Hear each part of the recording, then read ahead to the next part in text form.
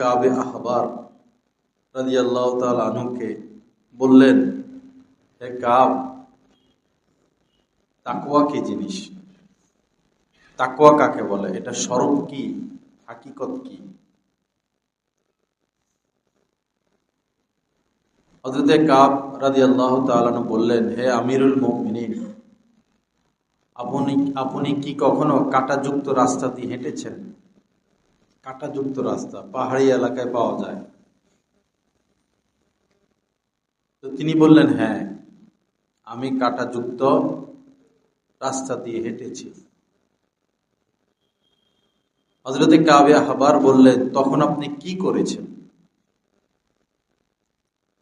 হযরত ওমর ফারুক রাদিয়াল্লাহু তাআলা বললেন, আমি কাপড় গুটিয়ে নিয়েছি এবং খুব সতর্কতার সাথে হেঁটেছি, কাঁটা যেন আমার পায়ে না লাগে।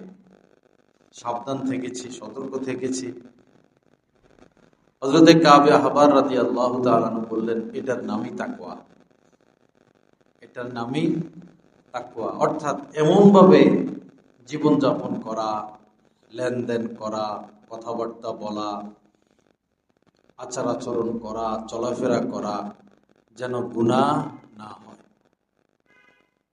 পূর্ণ সতর্কতা,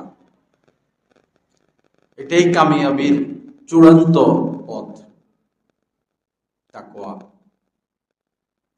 এক্ষেত্রে যেমন যেই স্থানে গেলে গুনাহ হয়ে যাবে সেই স্থানে না যাওয়া।